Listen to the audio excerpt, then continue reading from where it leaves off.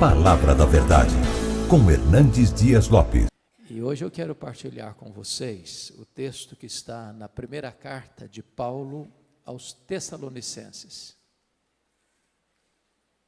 Tessalonicenses capítulo 4.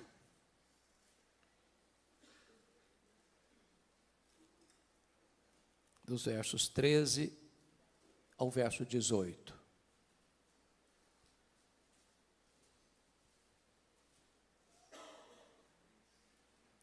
1 Tessalonicenses 4, 13 a 18, lido o texto, mantenha a sua Bíblia aberta comigo, por favor.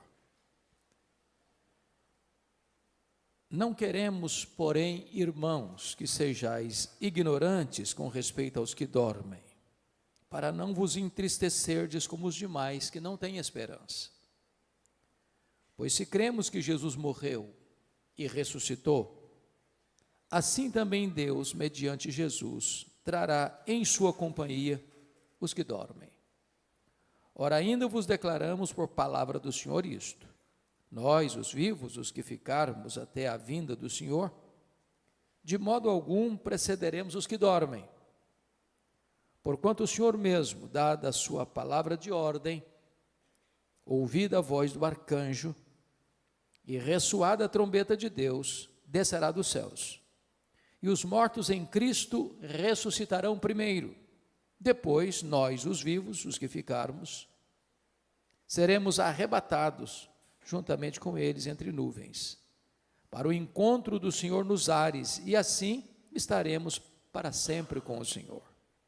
Consolai-vos, pois, uns aos outros com estas palavras. Amém. Bom, o apóstolo Paulo, na sua segunda viagem missionária, esteve nesta cidade chamada Tessalônica. É uma cidade grega, até hoje uma das maiores cidades da Grécia, hoje com o nome de Salônica.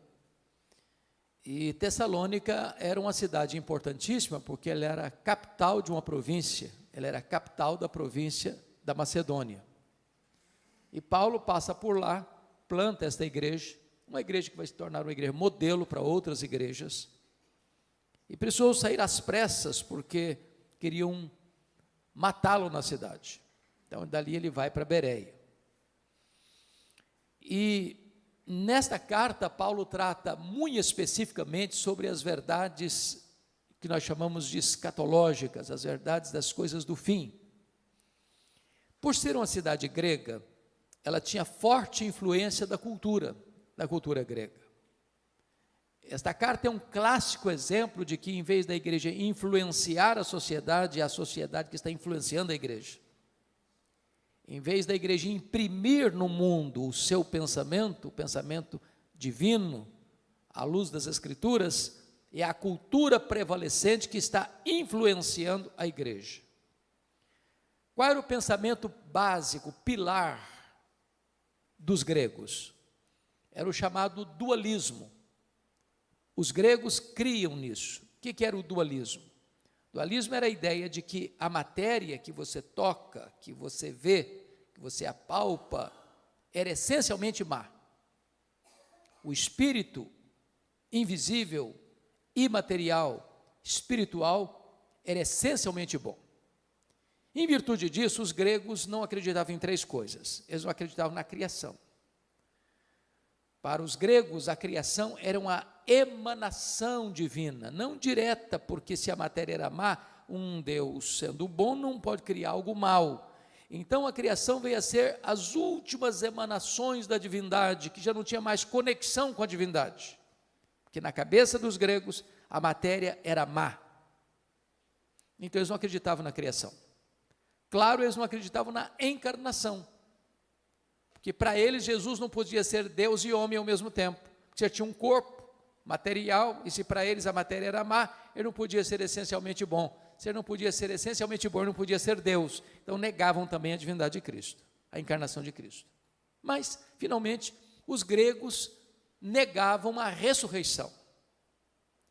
Na cabeça dos gregos, quando alguém morria, a morte era aplaudida por eles, porque na cabeça deles, a alma imaterial estava presa num cárcere, numa masmorra chamada corpo. Então, quando alguém morria, na cabeça dos gregos, aquela alma que estava prisioneira no cárcere chamado corpo, era liberta. Pensar em ressurreição para eles era um anticlímax, era um retrocesso, porque era pegar aquela alma que fora liberta na morte e trazê-la de volta para a prisão do corpo. Então os gregos não acreditavam em ressurreição. É por isso que quando Paulo pregou em Atenas, a cidade grega, capital da intelectualidade humana, ao ouvirem falar de ressurreição, uns escarneceram. Então, o que estava acontecendo aqui? Quando um crente morria na igreja de Tessalônica, era um desespero só, porque os crentes de Tessalônica, copiando o que estava acontecendo na sociedade, no mundo, eles não tinham esperança, não tinha cântico, não tinha celebração, não tinha convicção de céu, não tinha garantia de vida eterna. Olha comigo o versículo 13: não queremos, porém, irmãos, que sejais ignorantes com respeito aos que dormem, para não vos entristecerdes como os demais que não têm esperança. Paulo está dizendo que o mundo não tem esperança, e os crentes não podem viver como o mundo sem essa esperança. Agora, o que ele está querendo dizer aqui com os que dormem? Com respeito aos que dormem, para não vos entristecer como os demais que não têm esperança. E a pergunta que eu faço a vocês: o que é que dorme na hora da morte? É o corpo ou é a alma? O que é que dorme? E a resposta insofismável, categórica é o corpo que dorme. A alma não dorme. O seu corpo não sobrevive sem a sua alma, mas a sua alma sobrevive sem o seu corpo. Você não é um corpo que tem uma alma, você é uma alma que tem um corpo. Você e eu fomos feitos do pó, somos pó e voltaremos ao pó. Mas na hora da morte, a alma, que é o sopro divino, se desprende do corpo e se volta para o Senhor. O pó volta à terra como deu, o espírito volta a Deus. Agora, aquela dúvida dos tessalonicenses ainda é a dúvida de hoje. Porque a pergunta hoje que eu mais escuto com um pastor é essa: pastor, como é que vai ser na hora da morte? O que vai acontecer? O que acontece quando um crente morre? Vamos falar dos cristãos agora. E quando falo cristão, estou falando daqueles que nasceram de novo, que têm seu nome escrito no livro da vida, que são herdeiros da vida eterna. O que acontece quando um crente morre? Bom, se você perguntar isso para um ateu que não crê na eternidade, o que acontece quando uma pessoa morre? Ele vai dizer assim: bom, morreu, é só matéria e acabou, não tem mais nada, não tem mais nada. Se você fizesse a pergunta para um defensor do romanismo, da doutrina romana, ele vai dizer: gente, a pessoa não era tão má para ir direto para o inferno, não era tão boa para ir direto para o céu, morreu, vai para o purgatório, fica lá sofrendo, purgando os pecados, não sabe se 1 ano, se 10 anos, se 100 anos, se 1000 anos, até os pecados serem purgados e aí poder entrar no paraíso. Não tem esperança nisso. Se você fizesse a pergunta para um espiritualista: o que acontece quando uma pessoa morre? Ele vai dizer: bom, morreu, desencarnou, reencarnou, desencarnou, reencarnou, desencarnou, num processo ad infinitum. Também não tem esperança nisso. Se você fizer a pergunta para uma outra vertente teológica hoje: o que acontece quando uma pessoa morre? Ele vai dizer para você: morreu, a alma fica dormindo, até a segunda vinda de Cristo, inconsciente. Bom, mas isso também não tem esperança. O que a Bíblia diz? O que a Bíblia diz? Quando um crente morre, a Bíblia diz lá em 2 Coríntios 5,8, que morrer é deixar o corpo e habitar com o Senhor. E o Senhor não está na sepultura dormindo. O que a Bíblia diz? Filipenses 1,23 diz que morrer é partir para estar com Cristo, o que é incomparavelmente melhor. E Cristo não está na sepultura, Cristo está sentado no trono, Ele está no céu, de onde intercede por nós. É por isso que Paulo diz: morrer para mim é lucro. Por exemplo, quando Jesus disse àquele ladrão que se arrependeu, na última hora, na 10ª hora, à sua direita, o que Jesus disse para ele? Em verdade te digo que hoje mesmo estarás comigo no paraíso. Bom, Jesus morreu naquele dia, seu corpo foi sepultado, e a sepultura não é o paraíso. Isso porque Jesus, antes de morrer, disse: Pai, nas tuas mãos entrego o meu espírito. Então, o problema dos tessalonicenses é que eles estavam vivendo sem esperança, influenciados pela filosofia e pela cultura dos gregos, deixando de experimentar e usufruir as verdades consoladoras das Escrituras. Mas uma pergunta que é muito comum fazer, e eu acho que todo pastor que está aqui já escutou isso tantas vezes: pastor, como é que vai ser lá no céu? Já que partir é para estar com Cristo, que é incomparavelmente melhor. Como é que vai ser lá? Nós vamos nos conhecer lá no céu?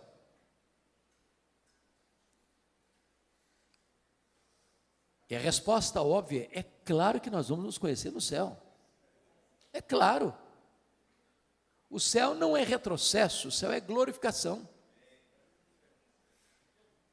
Então preste atenção nisso. Aqui você e eu não nos conhecemos direito. Se eu não sei quem aqui está casado há mais tempo. Vamos imaginar que tem aqui no auditório uma pessoa que tem 50 anos de casado. Se eu perguntar para essa mulher assim: você conhece o seu marido? Ela vai responder assim: estou começando a conhecer. Se eu perguntar para o marido: você conhece a sua mulher? Eu falei: rapaz, eu estou arranhando ainda a superfície para conhecer. Os gregos diziam assim: conhece-te a ti mesmo. Os gregos estavam errados. Nem você, nem eu nos conhecemos. Só Deus nos conhece. Eu não sei quanto a você, mas de vez em quando eu fico escandalizado comigo mesmo. Você não fica, não?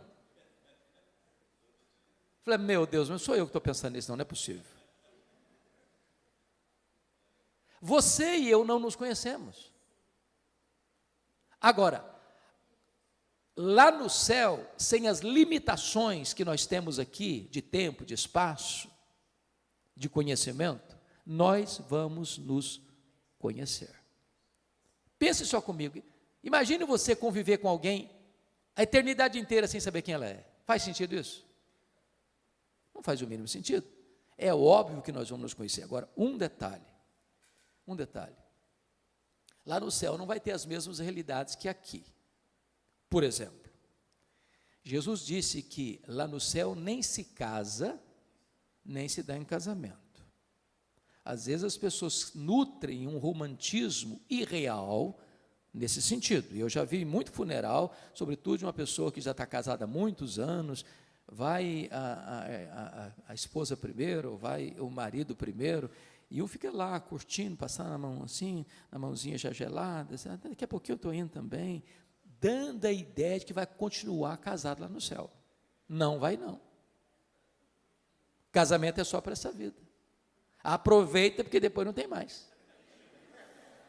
Alguém diz: ufa, até que enfim também. Ah, que pena, podia prosseguir. Não vai prosseguir. Então, casamento é só para essa vida. É por isso que a Bíblia diz que tem um curso aí, que o curso é bom, mas o título não é bom. Casados para sempre. Não é verdade isso, não tem casados para sempre. O curso é bom, mas o título, penso eu, não foi feliz.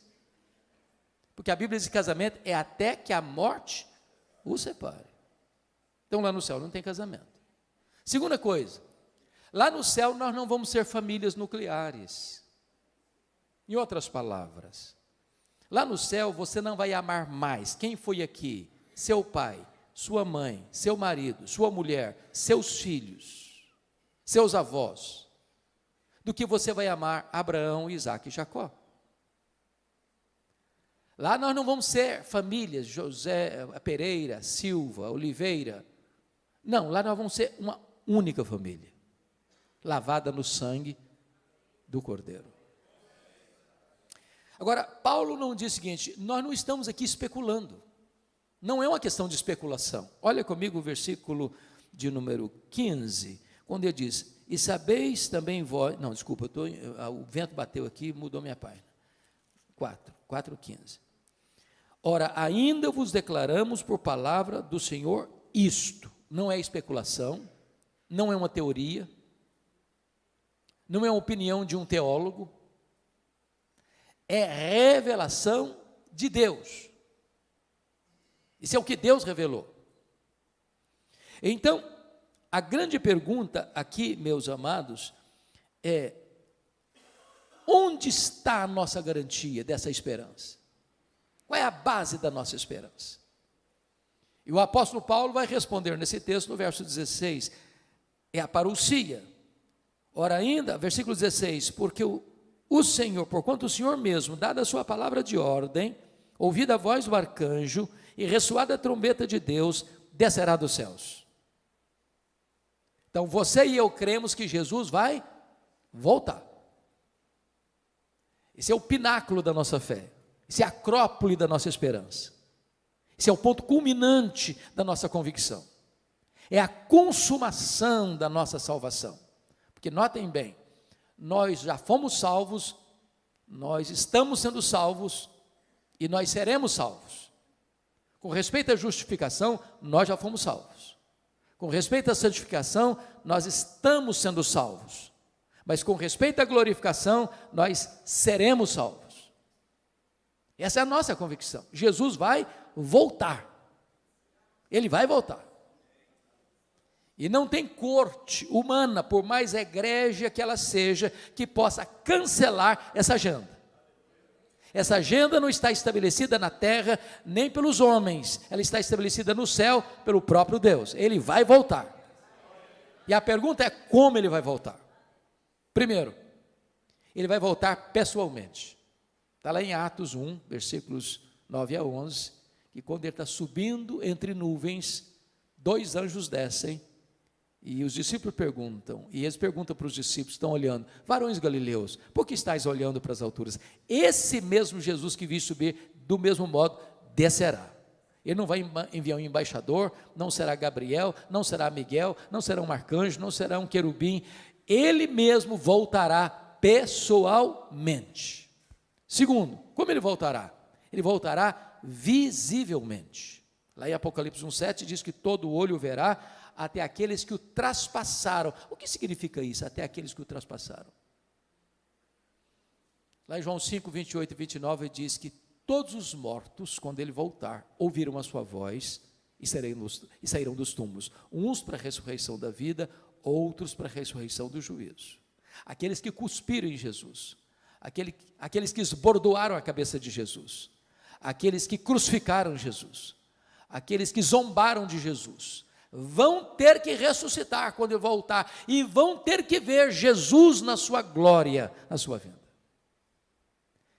Vai ser o evento mais público da história, não importa o fuso horário. Agora é exatamente 10 horas e 6 minutos no Brasil, exatamente agora são 10 horas e 6 minutos da noite, lá no Japão. Não importa se de dia, se de noite ou se à tarde. E Jesus, quando disse isso, estava exatamente trabalhando a questão dos fusos horários, porque se Jesus volta de noite para nós, ele volta de dia lá para a Ásia, se ele volta de dia lá para a Ásia, ele volta de noite para o Brasil. Não importa onde a pessoa esteja, em que fuso ela esteja, todo olho o verá. Vai ser o evento mais público da história. Mas em terceiro lugar, como ele voltará? Ele voltará audivelmente, porque o versículo 16 nos informa que, ouvida a voz do arcanjo, ressoada a trombeta de Deus, ele descerá dos céus. Ou seja, vai ser com o maior alarido da história. Não tem um arrebatamento secreto que ninguém viu, ninguém percebeu. Não, é público, é visível, é audível. Não haverá caverna tão profunda, não haverá deserto tão inóspito, não haverá montanhas tão geladas, onde as pessoas estejam que não ouçam o ruído, o alarido, a publicidade desse som, quando Jesus voltar para buscar a sua noiva, a sua igreja. como Jesus voltará. Quarto lugar, ele voltará repentinamente. Diz no sermão profético de Jesus que vai ser como um relâmpago que risca os céus do Oriente ao Ocidente. Quando está chovendo muito, está dando uma tempestade, você vê relâmpagos e você escuta trovões. Qual que acontece primeiro? O relâmpago ou o trovão? Ambos ao mesmo tempo. Você vê o relâmpago primeiro, porque a velocidade da luz é maior do que a velocidade do som. Então, um relâmpago ele risca os céus num átimo de tempo. Vai ser com essa rapidez. Paulo, em 1 Coríntios 15, vai comparar como um abrir e fechar de olhos. Quantas vezes você abre e fecha os olhos por dia? Você não sabe. É automático. Aliás, Paulo vai usar uma palavra lá em 1 Coríntios 15, num momento, e a palavra momento no grego é a palavra átomos, de onde vem a palavra portuguesa átomo. Vai ser com esta rapidez, faiscar de uma estrela, o dardejar da cauda de um peixe, ou o abrir e fechar de olhos, que Jesus voltará. Sabe o que significa isso?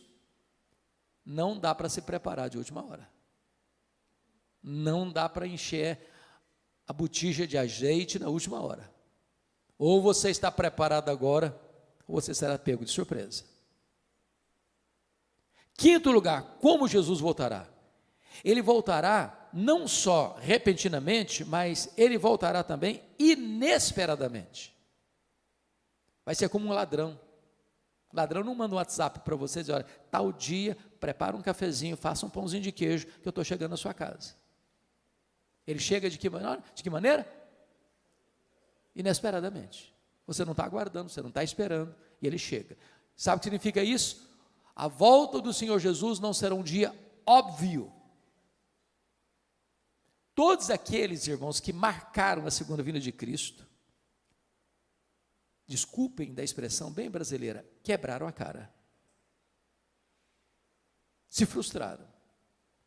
Porque a agenda não está na terra. É da economia da soberania do Deus Pai. Então preste bem atenção nisso. O que a Bíblia diz que se o chefe de família soubesse que horas que o ladrão chegaria, ele se prepararia e não permitiria que ele entrasse. Vai ser assim. Vai ser um dia comum. O dia que você levanta, vai trabalhar, se levanta, vai levar filho na escola, se levanta, vai fazer uma viagem, se levanta e vai ficar em casa mesmo. Não vai ser um dia óbvio, vai ser agora, está tudo indicando que vai ser hoje. Não vai ser assim. Penúltimo lugar, como Jesus voltará? 1 Tessalonicenses 5 diz que vai ser inescapável, uma volta inescapável, vai ser como uma mulher grávida que está para dar à luz. Quando uma mulher está grávida, ela vai dar à luz. Não dá para dizer, está cancelada a gravidez. Pronto, agora não vai mais nascer nada. Não, vai nascer, é inescapável. Em outras palavras, não tem nenhuma autoridade na terra, por mais poderosa que ela seja, pode dizer, Jesus não voltará. Não, é inescapável, ele voltará sim. E ele voltará como o Rei dos Reis, como o Senhor dos Senhores, como juiz de vivos e de mortos. Ele voltará para estar assentado no trono e julgar as nações. Finalmente, como ele voltará? Ele voltará vitoriosamente. Ele voltará para matar o anticristo com o sopro da sua boca. Ele voltará para lançar no lago do fogo o anticristo e o falso profeta. Ele voltará para jogar o diabo no lago do fogo, para ser atormentado para toda a eternidade. Ele voltará para lançar no lago do fogo o inferno e a morte. Ele voltará para lançar no lago do fogo todos aqueles cujos nomes não foram encontrados no livro da vida. Ele voltará para colocar todos os inimigos debaixo dos seus pés. Ele voltará para reinar com a sua igreja para sempre e sempre e sempre. É uma vinda vitoriosa. Isso é um pilar da nossa esperança. Jesus voltará. E é curioso que Paulo diz assim, preste bem atenção nisso. Versículo 15. Ora, ainda vos declaramos por palavra do Senhor isso, nós os vivos, os que ficarmos até a vinda do Senhor. Paulo era o maior teólogo e é ainda considerado o maior teólogo da história do cristianismo. Mas ele esperava a segunda vinda de Cristo para os seus dias. Há muitas pessoas que hoje, do alto da sua sapiência teológica, dizem, não, esquece, vai demorar mais de 500 anos ainda, vai demorar mais de 1000 anos ainda. Nenhum de nós tem essa autoridade para dizer isso. Aliás, nós deveríamos estar na ponta dos pés, na linguagem de Pedro, na segunda carta, capítulo 3, aguardando e apressando o dia da vinda do Senhor, e dizendo, Maranata, ora vem, Senhor Jesus. Mas se nós temos a revelação como primeiro pilar da nossa esperança, se nós temos a parousia, a segunda vinda como segundo pilar da nossa esperança, em terceiro lugar, nós temos a ressurreição como terceiro pilar da nossa esperança. Compare aí o versículo 16 na parte B, onde diz, e ressoada a trombeta de Deus, descerá dos céus, e os mortos em Cristo ressuscitarão primeiro. A grande pergunta é, primeiro em relação a quem? Porque é uma vertente teológica que diz que ressuscitarão primeiro em relação aos outros mortos não crentes, mas não é isso que Paulo está tratando, não é disso que ele está falando. Ressuscitarão primeiro em relação aos que estiverem vivos, porque segue o texto, depois nós os vivos, os que ficarmos. Então preste bem atenção aqui numa coisa importante. Quando um crente morre, estou falando crente salvo, não é crente nominal, não deveria existir desespero, porque quando um crente morre, ele já começa imediatamente, está lá em Hebreus 12, que o espírito é aperfeiçoado para entrar na glória. Já imediatamente ele começa a desfrutar do céu, conscientemente, não fica dormindo, não fica num limbo, já começa a reinar com Cristo, conforme Apocalipse 20. Quando Jesus voltar, cronologicamente falando, aqueles que já estão lá com ele no céu, cujo corpo está na sepultura, dormindo, me dão nota de rodapé, abra um parênteses, eu fecho depois. Por que usa a metáfora dormindo, ou dormir no Senhor? Por que essa metáfora? Porque esse eufemismo é uma figura de linguagem para amenizar uma coisa. Em vez de você dizer assim, o cara morreu, aí você diz, ele dormiu no Senhor. Por duas razões. Porque quem dorme está fazendo o quê? Está descansando. Você dorme porque você precisa descansar. Apocalipse 14, 13 diz, bem-aventurados aqueles que desde agora morrem no Senhor, para que descansem das suas fadigas. Segunda razão porque usa a figura do dormir, porque quem dormiu vai acordar, se não acordou, não dormiu, morreu. Significa o quê? Que a morte, ela tem prazo de validade. Vai chegar um momento que a morte vai ser interrompida pela ressurreição. Os mortos vão ouvir a voz de Jesus e vão sair dos túmulos, uns para a ressurreição da vida, outros para a ressurreição do juízo, dando claramente a entender que não vai ter duas ressurreições, uma de crente e outra de descrente, vai ser uma única ressurreição, de crentes e descrentes, ao mesmo tempo. Quando Jesus voltar. Bom, voltando então à ressurreição dos mortos. Ele está falando de ressurreição dos mortos, primeiro em relação aos que estiverem vivos, porque aqueles que virão com Jesus, que estão lá desde Abel, voltarão com Jesus, aquela alma que já está glorificada, que já está reinando com Cristo, e agora este corpo que acabou de ressuscitar, com características específicas, um corpo imortal, incorruptível, poderoso, glorioso, espiritual, celestial, semelhante ao corpo da glória do Senhor Jesus, aquela alma agora então entra dentro deste corpo que está glorificado, agora sim a glorificação está plena, completa, e então estaremos para sempre com o Senhor. Os que estiverem vivos não podem subir do jeito que nós temos, um corpo mortal e corruptível. Então, 1 Coríntios 15 diz que seremos transformados e arrebatados com um corpo de glória, para estarmos para sempre com o Senhor. Mas a questão é, como é que vai ser o corpo da ressurreição? Paulo não trata aqui, mas Paulo trata desse assunto lá em 1 Coríntios capítulo 15. Eu queria que você fosse rapidinho comigo para lá. 1 Coríntios 15. Por favor, olha aí. Aliás, essa é a pergunta que eu mais escuto com o pastor. Como é que vai ser o nosso corpo? Como é que vai ser o nosso corpo? Etc e tal. Aqui Paulo responde isso, de forma muito clara. 1 Coríntios 15, a partir do verso 35. Mas alguém dirá, como ressuscitam os mortos? Em que corpo vem? Paulo responde, ironizando com eles, insensatos, ou insensato. Você está fazendo uma pergunta muito óbvia. E aí ele vai usar 3 figuras para mostrar para nós como será o nosso corpo. A primeira figura está no versículo 36, é a figura da semente. A segunda figura está no verso 39, é a figura da carne.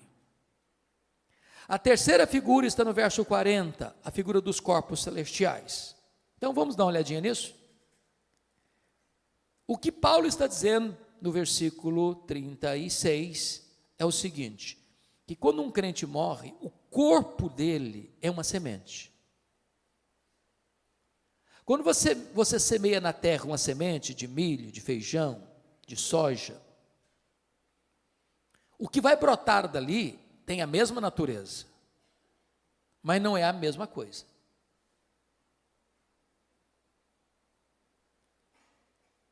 Então, ele vai explicar isso melhor a partir do verso 42.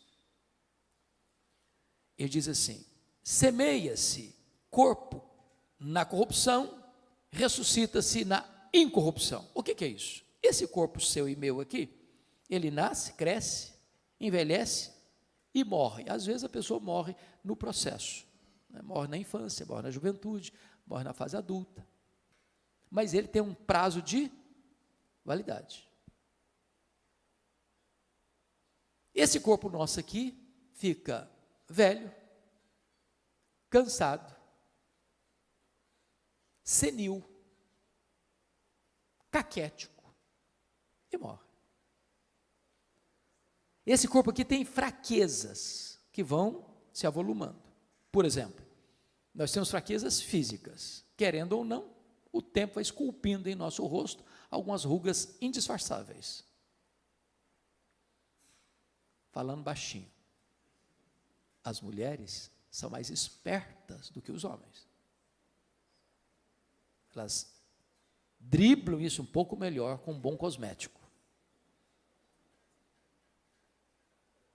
Às vezes se acorda de manhã, é um caos.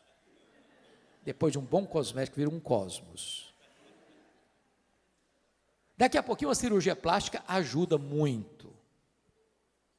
Mas chega uma hora que ainda que o famoso cirurgião plástico Pitangui ressuscitasse dos mortos, não teria mais jeito. As mãos já estão trôpegas, os joelhos bambos, as pernas fracas, os olhos embaçados. E diz os entendidos que cada fio de cabelo branco que brota na sua cabeça é a morte chamando você para um duelo. Eu acho que até um exército acampado ao meu redor. Tem as fraquezas físicas. Os seus fugiram todos, mas a barba está aí para não deixar você escapar. Tem as fraquezas emocionais. Há momentos na vida que você se desespera.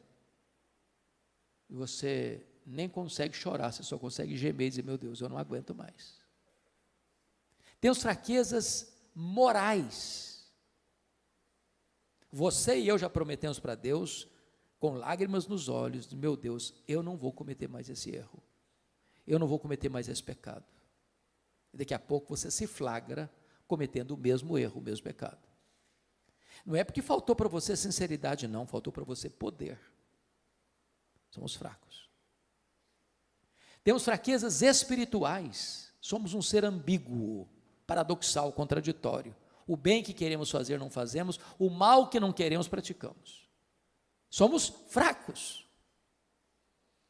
Eu, quando passo pelas livrarias, e eu faço isso praticamente toda semana, procurando ver o que está saindo de novo, e vocês todos sabem que os livros mais publicados no Brasil e no mundo são livros de autoajuda.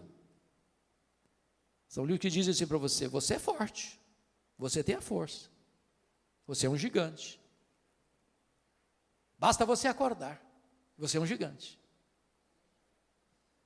E a Bíblia diz exatamente o contrário. A Bíblia diz que nós somos fracos. Mas muito fracos. A Bíblia diz que Deus conhece a nossa estrutura e sabe que somos pó. Então, esse corpo aqui, não adianta congelar, não adianta inventar. Não, ele vai envelhecer mesmo. Vai ficar enrugado mesmo. E quem não quiser ficar velho, é só morrer na infância também, está resolvido o assunto.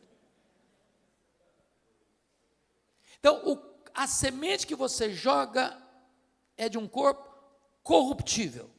Mas o que vai brotar da sepultura na ressurreição é um corpo incorruptível. Não vai ficar velho, não vai ficar cansado, não vai ficar doente, não vai ter defeito físico, não vai ter estresse. É um corpo incorruptível. Segundo lugar, olha o que está acontecendo no verso 42. Semeia-se em desonra, ressuscita-se em glória. Ô irmãos, vocês que são crentes há muito tempo, os pastores aqui presentes, quantas vezes você e eu já visitamos um crente querido numa CTI de hospital, já há anos internado. Maurício está aqui, e seu vovô, irmão tão querido, Lair Boechat. Quantos anos, Maurício, você ficou 7 anos em coma. 7 anos em coma.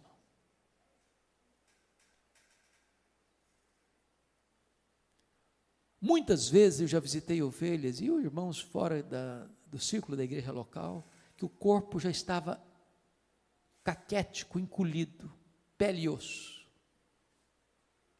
desonrado pela dor, desonrado pela doença, desonrado pelos remédios tão pesados. Quando você joga aquele corpo na sepultura, ele está desonrado pela fraqueza, pela doença. Mas o que vai brotar daí é um corpo glorioso, glorioso. E Daniel, capítulo 12, diz que vai brilhar como sol no seu fulgor. Louvado seja o Senhor. Então fique tranquilo, você vai ter um corpo perfeito. O corpo da ressurreição não vai brigar nem com o espelho, nem com a balança.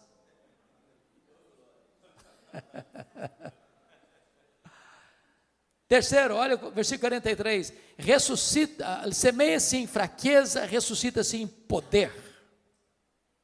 Eu acho incrível, irmãos, o ciclo da vida. Nasce um bebê, pensando lá na roça. Eu fui criado na roça, então alguns aqui também, possivelmente, de igual modo. Nasce um bezerro lá no pasto, ele nasce meio tronchozinho. Daqui a pouquinho, o bichinho já está de pé, daqui a pouquinho já está mamando, daqui a pouquinho já está correndo. Nasce uma criança, é 100% dependente. Chega um ano, totalmente dependente. E aí, de repente, cresce, começa a andar, começa a correr, de repente um adolescente, vaidoso, um jovem com os músculos tonificados, daqui a pouquinho já está adulto, já está andando mais assim, mais moderadamente, daqui a pouquinho já não corre mais, daqui a pouquinho os passos já estão mais lentos, daqui a pouquinho está precisando de uma muleta, daqui a pouquinho está precisando de uma cadeira de rosa, daqui a pouquinho está precisando de uma maca, daqui a pouquinho já está, mais do que um bebê, totalmente dependente de novo. Semeia-se em fraqueza, ressuscita-se em poder. Você quer saber como é que vai ser o nosso corpo poderoso? Olha o corpo de Jesus ressurreto. Ele entrava numa casa fechada, sem precisar abrir a porta. Ele saía lá de Jerusalém e aparecia lá na Galileia, 154 quilômetros, sem precisar percorrer o trecho. Ele foi assunto aos céus com o seu corpo glorificado. Agora deixa eu fazer uma perguntinha. Onde fica o céu? A que distância o céu está da terra? O nosso universo, O nosso universo, diz os estudiosos, tem mais de 93 bilhões de anos-luz de diâmetro. Sabe o que significa isso? Se você voar à velocidade da luz, 300 mil quilômetros por segundo, nessa velocidade você demoraria mais de 93 bilhões de anos para chegar lá. Onde está o céu? Pergunto a vocês, com que velocidade Jesus voltou para o céu? Velocidade da luz? 300 mil quilômetros por segundo? Se ele voltou na velocidade da luz, ele está logo ali na esquina do universo ainda, depois de 2000 anos. Sabe o que significa que nós teremos um corpo poderoso? Significa que novos céus e nova terra será todo o ambiente do nosso habitat. Vou dar uma puladinha no céu, dar uma puladinha na terra. Quanto tempo um anjo gasta para vir do céu à terra? Quanto tempo? Sabe o que significa isso? Nós não estaremos como os anjos, como o corpo ressurreto de Jesus, sujeito às mesmas leis que nos governam agora. É por isso que o hino diz, nem metade da glória celeste jamais se contou ao mortal.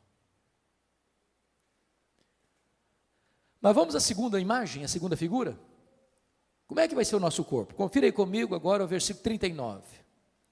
Nem toda a carne é a mesma, porém uma é a carne dos homens, outra é a carne dos animais, a outra a carne das aves, a outra a carne dos peixes. Uai, Paulo, eu não estou te entendendo agora. Será que Paulo está dizendo aqui que também os animais, as aves e os peixes vão ressuscitar? É disso que ele está tratando?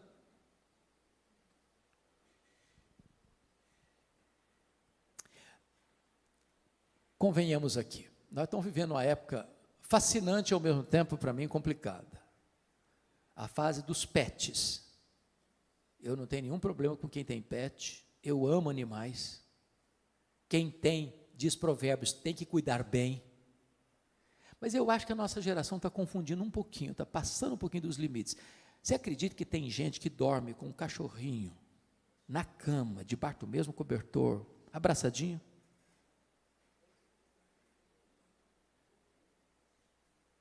Eu estava num voo internacional há uns 3 anos, lá em Washington, vindo para o Brasil. E eu estou sentado e chega um casal muito bonito, um rapaz e uma moça muito bonitos, com um cachorro grandão, sentado na minha frente. Daqui a pouquinho o rapaz disse assim para a moça, fique aqui que eu vou comprar uma Coca-Cola. O lugar que vendia Coca-Cola ficava a uns 10 metros de onde estavam sentados. Quando o rapaz saiu, a moça lascou um beijo na boca do cachorro, mas daquele beijo cinematográfico. E eu fiquei olhando espanto, falei, meu Deus, mas é muito mau gosto dessa menina. Está doido, senhor.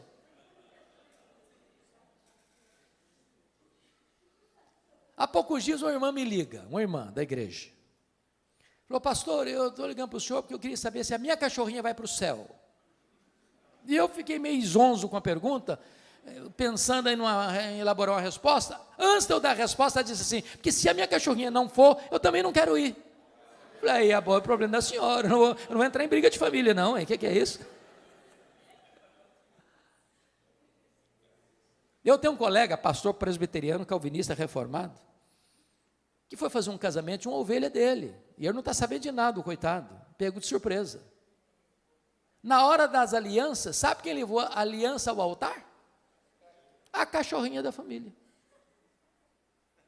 Mas está demais, está não? Ô gente, eu sinto muito, mas informar isso. Deus criou 3 tipos de seres: os anjos, os homens e os animais. Voláteis, terrestres e aquáticos. Os anjos são espírito e não têm corpo. Eles não morrem. Os homens têm corpo e espírito. Morre o corpo, o espírito volta para Deus. Os animais, voláteis, terrestres e aquáticos, têm corpo e não têm espírito. Morreu, acabou. Jesus não foi para a cruz para redimir cachorro, peixe e papagaio.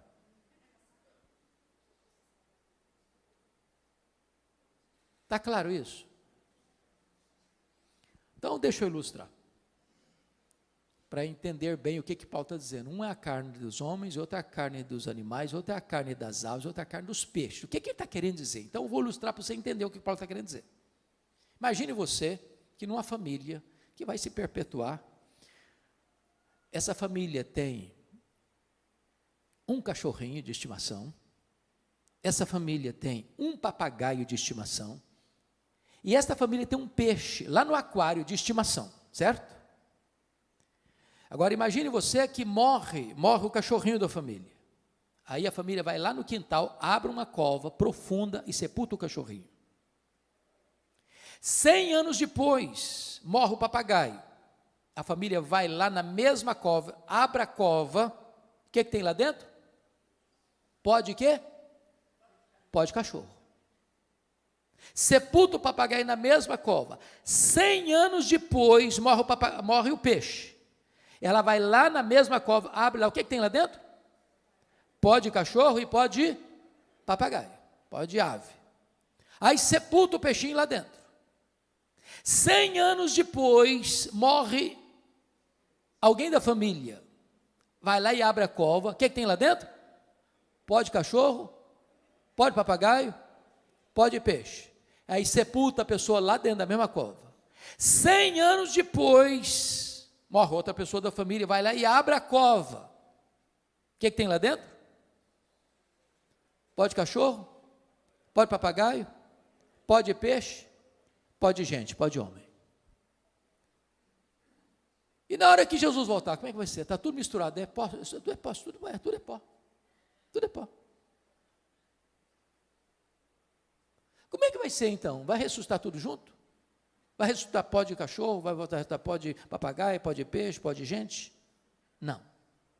O que Paulo está nos ensinando, um é a carne dos homens, outra é a carne dos animais, outra é a carne dos aves, outra é a carne dos peixes, mas quando Jesus ressuscitar, só pó de gente vai ouvir a voz dele e sair do túmulo. Pastor, como é que fica esse negócio de cremar? Vai comprometer a ressurreição? Eu pergunto a vocês, o que aconteceu nas Torres Gêmeas do dia 11 de setembro de 2001? 3.000 graus centígrados, viraram pó. O que acontece quando uma pessoa é comida por um monstro marinho que vai soltando partículas do corpo dele para milhares de quilômetros mar adentro? Quando Jesus voltar, todos vão ouvir a sua voz. Não importa se apenas uma partícula de pó, o Senhor que criou o universo sem matéria pré-existente é poderoso para ressuscitar o seu corpo de maneira incorruptível, imortal, poderosa, gloriosa, espiritual e celestial. Mas deixa eu terminar. A última figura que Paulo usa está aí no versículo 40. Também há corpos celestiais e corpos terrestres. Sem dúvida, uma é a glória dos celestiais e outra dos terrestres. Um é a glória do sol, outra é a glória da lua, outra é a glória das estrelas, porque até entre estrela e estrela há diferenças de esplendor, pois assim também é a ressurreição dos mortos. O que Paulo está querendo ensinar com aqui? Eu creio, pastor, que ele está falando aqui daquilo que nós chamamos de galardão.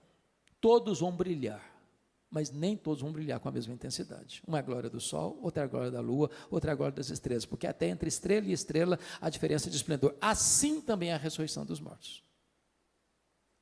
Está lá em Daniel 12, que quem a muitos conduzir a justiça brilharão como o sol no seu fulgor. Eu acho aqui para nós que tem alguns crentes que vão chegar no céu meio lusco-fusco. Está escrito lá em 1 Coríntios 3, versículos 11 a 15, que ninguém pode lançar outro fundamento além daquele que já foi posto, o qual é Cristo Jesus. E eu, como prudente construtor, edifiquei sobre o fundamento. Agora, quando se edifica sobre o fundamento, você tem que escolher o material. Tem gente que escolhe material nobre, como ouro, prata e pedras preciosas. Outro vai construir com material perecível, como madeira, palha e feno. O fogo provará a obra de cada um. Se a obra de cada um provada pelo fogo permanecer, esse receberá galardão. Mas se a obra de alguém que construiu sobre o fundamento com material perecível e vai ser consumido pelo fogo, esse vai ser salvo, como que através do fogo mas não receberá galardão. Tem crente que vai entrar no céu com cheiro de fumaça.